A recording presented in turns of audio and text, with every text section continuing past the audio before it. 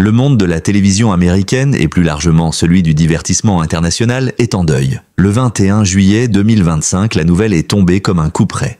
Malcolm Jamal Warner, l'acteur emblématique du rôle de Theo Huxtable dans The Cosby Show, est décédé à l'âge de 54 ans. Cette disparition brutale a provoqué une onde de choc non seulement parmi ses proches et ses collègues, mais également chez des millions de fans à travers le monde qui avaient grandi avec lui et pour qui son visage, sa voix, son rire étaient devenus des repères familiers et rassurants. Selon les premières informations relayées par les médias américains, l'acteur aurait perdu la vie dans un accident tragique, probablement par noyade. Les circonstances exactes restent floues à ce stade. Aucune déclaration officielle n'a encore été faite par sa famille, qui garde pour l'instant le silence, sans doute submergée par la douleur. Ce silence, empreint de pudeur et de respect, rend la perte encore plus poignante. Il laisse place à une multitude d'émotions. La sidération, l'incompréhension, la tristesse profonde. Comment une telle figure, toujours active, en pleine maturité artistique, a-t-elle pu disparaître si soudainement? Dès l'annonce de sa mort, les hommages ont afflué sur les réseaux sociaux. Twitter, Instagram, Facebook ont vu émerger des milliers de messages rendant hommage à l'homme,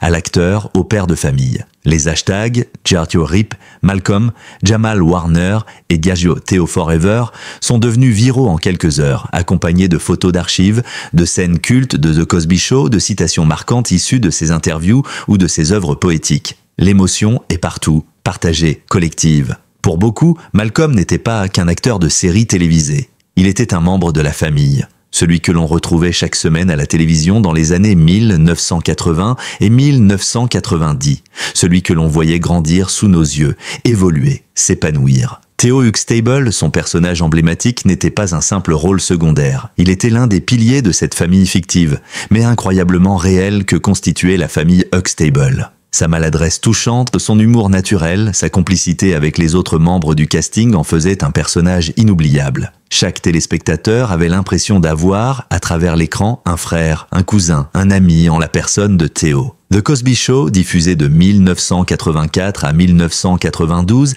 a été bien plus qu'une sitcom. Elle a représenté une révolution dans la représentation des familles afro-américaines à la télévision. En incarnant une famille au noir éduquée, aimante, drôle et soudée, la série a déconstruit de nombreux stéréotypes. Et dans ce tableau, Malcolm Jamal Warner brillait par son naturel, sa capacité à toucher sans forcer, à faire rire sans caricature, à émouvoir sans excès. Il avait 14 ans lorsqu'il a été choisi pour incarner Theo et il n'a jamais quitté le cœur du public. Ce rôle fondateur aurait pu l'écraser. Combien de jeunes acteurs ont vu leur carrière brisée par le poids d'un succès précoce, par la pression médiatique ou par l'oubli cruel d'un public inconstant? Malcolm, lui, a su traverser les décennies avec dignité, modestie et intelligence. Il n'a jamais renié son passé, mais il n'en a jamais été prisonnier. Dès la fin de The Cosby Show, il a pris soin de se diversifier, de travailler son jeu, d'explorer d'autres territoires artistiques. Mais cette disparition soudaine réveille aussi une profonde fragilité. Celle des hommes que l'on croit invincibles parce qu'ils font partie de notre quotidien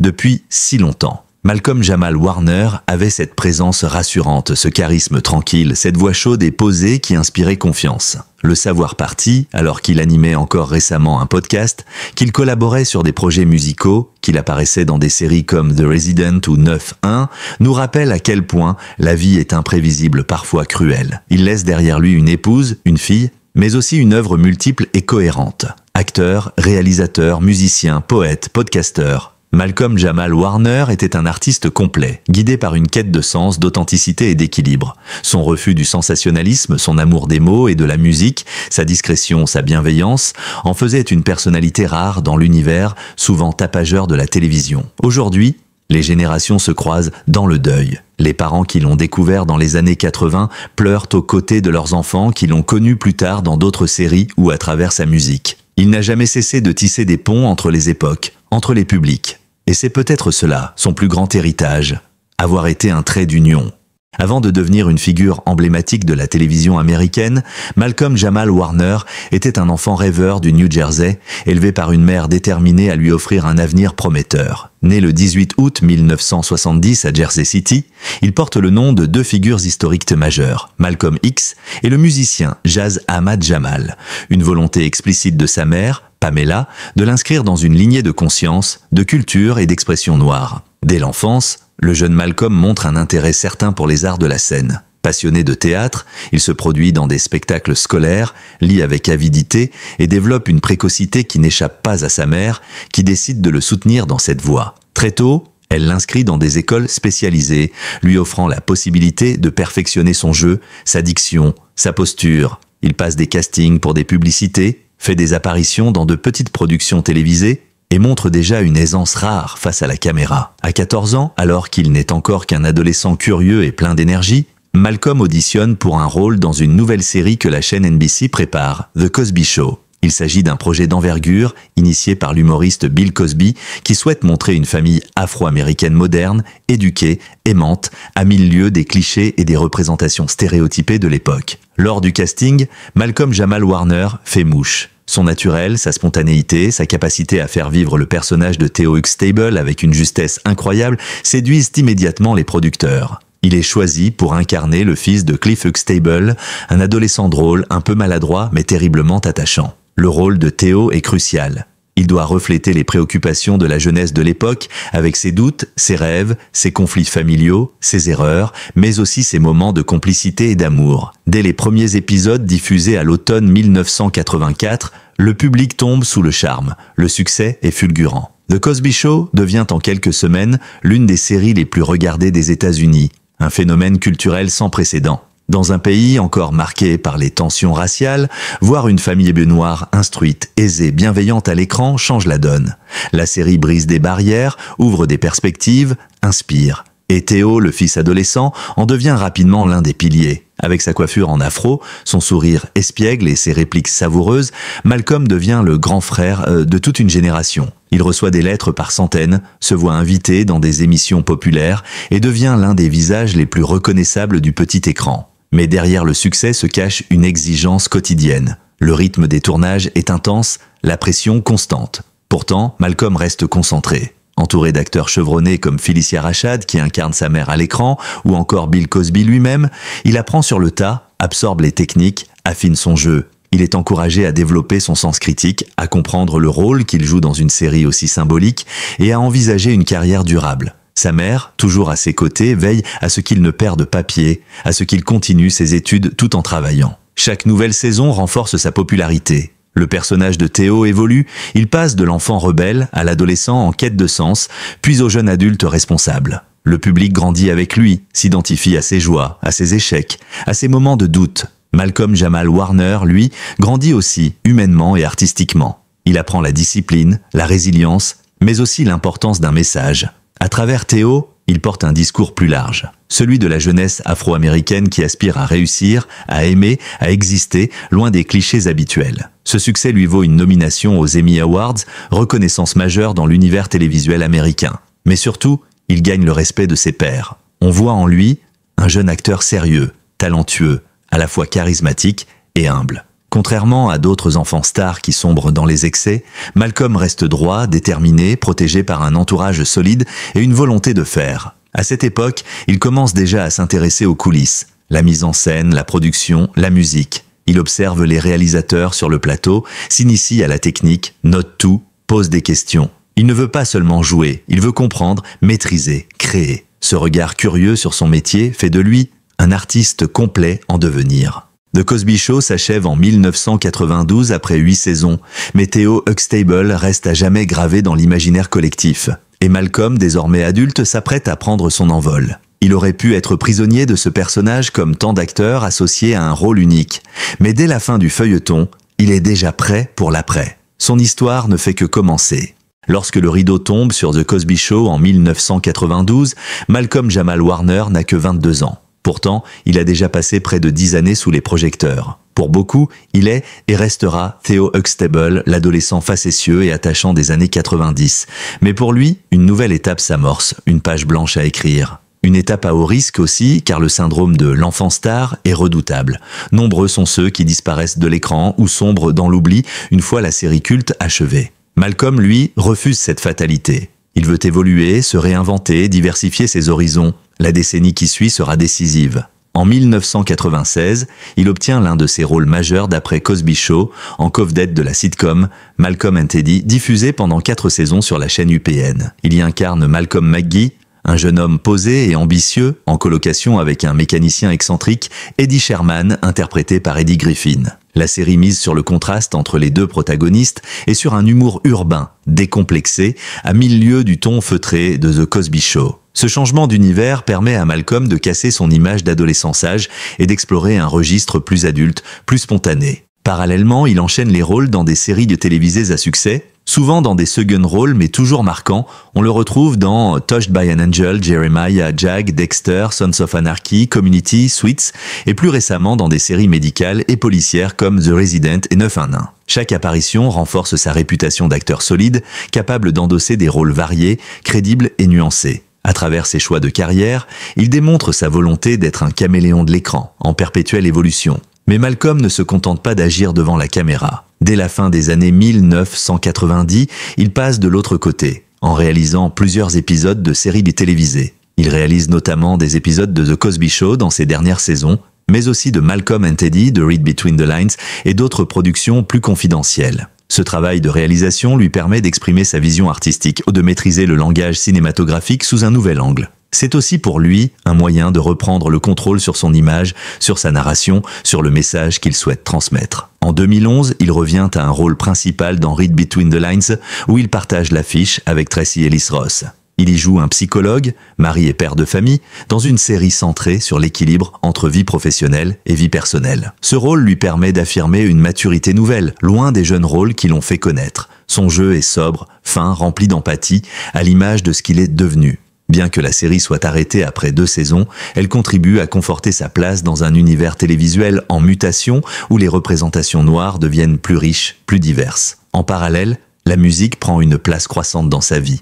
Musicien accompli, il joue de la basse, compose et s'entoure d'artistes issus de la scène jazz et soul. Il participe à des projets musicaux engagés comme Jesus Children, une reprise de Stevie Wonder en collaboration avec Robert Glasper et Lala Hathaway. Ce titre lui vaut en 2015 un Grammy Award, l'une des plus hautes distinctions musicales aux États-Unis. C'est un moment charnière. En décrochant cette récompense, Malcolm prouve qu'il est bien plus qu'un acteur de série. Il est un artiste complet, passionné, authentique. Dans ses albums, souvent en spoken word, cette forme de poésie parlée, rythmée, chantée parfois, il aborde des thèmes profonds, l'héritage afro-américain, l'amour, la résilience, la paternité. Son style est à la fois intime et politique, enraciné dans une tradition littéraire noire qui puise autant dans Langston Hughes que dans Gil Scott-Heron. Il se produit régulièrement sur scène, dans des petits clubs, des festivals, des universités, loin des caméras, mais toujours avec ferveur. Pour lui, la musique et la poésie sont des canaux d'expression libre, sans les contraintes d'un rôle ou d'un scénario imposé. Les années 2020 marquent un tournant dans son engagement intellectuel et sociétal. Il lance Not All Hood, un podcast dans lequel il traite de sujets de société liés à l'expérience noire américaine, masculinité, éducation, racisme structurel, santé mentale, relations familiales. Son ton est posé, bienveillant mais toujours pertinent. Il y invite des artistes, des penseurs, des anonymes, dans une démarche de réflexion collective. Ce podcast est salué par la critique pour sa profondeur, sa sincérité et sa capacité à tisser du lien dans une époque marquée par la polarisation. Jusqu'à la fin, Malcolm Jamal Warner n'aura cessé de créer, de s'exprimer, d'apprendre. Il avait cette capacité rare à se réinventer sans se trahir. À l'heure où beaucoup cherchent la lumière à tout prix, lui avait choisi la fidélité à ses valeurs. Sa carrière, post-Cosby Show, est une démonstration éclatante de résilience, d'intelligence et d'élégance artistique. Si Malcolm Jamal Warner a marqué l'histoire de la télévision par son talent, il a aussi fasciné par sa retenue. Dans un milieu où la célébrité pousse souvent à l'excès, à l'exposition continue, à l'intimité rendue publique, il a toujours cultivé l'élégance du silence. Jamais on ne l'a vu s'épancher dans des interviews à sensation, ni faire la une des tabloïds pour des frasques ou des scandales. Cette discrétion, il ne la revendiquait pas comme une posture, mais comme une hygiène de vie. Elle était pour lui le socle d'un équilibre personnel. On sait peu de choses de sa vie conjugale. Ce qui est certain, c'est qu'il était marié et père d'une fille dont il parlait rarement, sinon pour évoquer l'amour profond et inconditionnel qu'il leur portait. Il refusait de mettre sa famille en avant dans les médias, estimant que cette part de sa vie n'appartenait qu'à lui. Il ne s'agissait pas d'un rejet de la célébrité, mais d'un acte de protection. Il souhaitait que son rôle de mari et de père ne soit pas altéré par l'image publique du comédien ou du musicien. Dans les rares entretiens où il abordait ce sujet, il parlait de îlot de paix pour décrire sa maison, un espace sacré, loin des caméras. Cette discrétion allait de pair avec un engagement profond. Malcolm n'a jamais eu besoin de slogans ou de grands discours pour faire entendre sa voix. Il préférait les actes, les choix artistiques, les projets culturels. Il s'est toujours positionné du côté de la transmission, du mentorat, du dialogue. Son podcast Not All Hood, par exemple, n'était pas que un simple divertissement sonore. C'était un lieu de parole et d'écoute où il donnait la voix à des personnes souvent marginalisées. Il y parlait de la condition masculine noire, des relations père-fils, de la santé mentale, des héritages familiaux, des thèmes rarement abordés dans les médias traditionnels, mais essentiels à ses yeux. Là où d'autres célébrités se contentent de partager des opinions sur les réseaux sociaux, Malcolm multipliait les actions concrètes. Il intervenait dans des écoles, animait des ateliers d'écriture pour les jeunes, participait à des conférences sur la représentation des Noirs dans les médias. Il ne voulait pas simplement parler d'eux, la communauté afro-américaine, il voulait l'accompagner, l'encourager, la faire grandir. Il croyait au pouvoir transformateur de l'art, mais aussi à celui de l'éducation. Il rappelait souvent que son propre parcours n'aurait pas été possible sans le soutien de sa mère et qu'à son tour, il se devait de tendre la main. Ses textes poétiques, souvent méconnus du grand public, sont à la fois intimes et politiques. Il parle d'amour, de deuil, d'identité, de mémoire. Il y évoque la beauté des petits gestes, la douleur des pertes invisibles, les rêves volés par les inégalités. Il lisait régulièrement ses poèmes, sur scène, dans des lieux modestes, des bibliothèques de quartier, des cafés littéraires. Ces moments étaient pour lui plus importants que bien des tapis rouges. Là, il pouvait toucher les cœurs, loin des lumières artificielles, dans la chaleur simple du partage.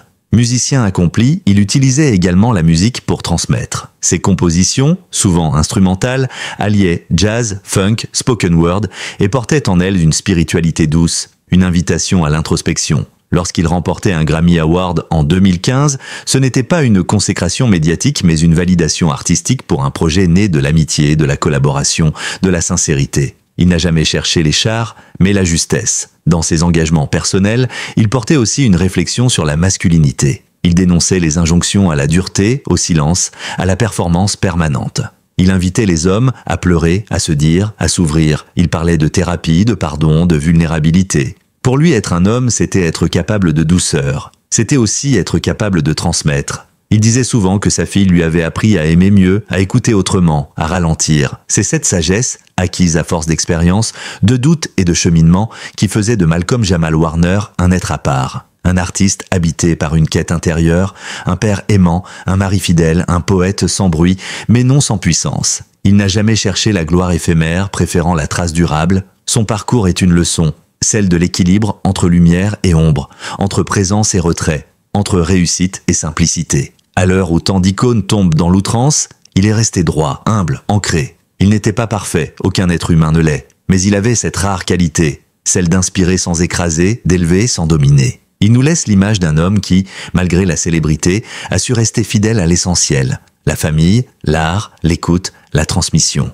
Lorsque la nouvelle de la mort de Malcolm Jamal Warner a éclaté, un silence pesant a envahi les studios de télévision, les réseaux sociaux, les salles de concert, les salons des familles. Ce n'était pas seulement un acteur qui s'en allait, c'était un visage familier, une voix de confiance, un guide silencieux pour des générations entières. En quelques heures, l'Amérique, et bien au-delà, a compris qu'elle venait de perdre bien plus qu'un artiste, un symbole de constance, d'intégrité et de transmission. Dès les premières minutes qui ont suivi l'annonce, les réseaux sociaux ont été inondés d'hommages. Le hashtag #CheomTheoForever s'est tissé en tête des tendances mondiales. Des milliers de messages se sont succédés, mêlant tristesse, gratitude et souvenirs. Des fans racontèrent leur enfance passée devant The Cosby Show, la façon dont Theo Huxtable les avait aidés à se sentir compris, à rire dans des moments de tension familiale ou simplement à se reconnaître dans un adolescent noir, vulnérable et drôle. D'autres saluaient son travail musical, ses podcasts, ses interventions éducatives. Malcolm Jamal Warner n'était pas une étoile filante,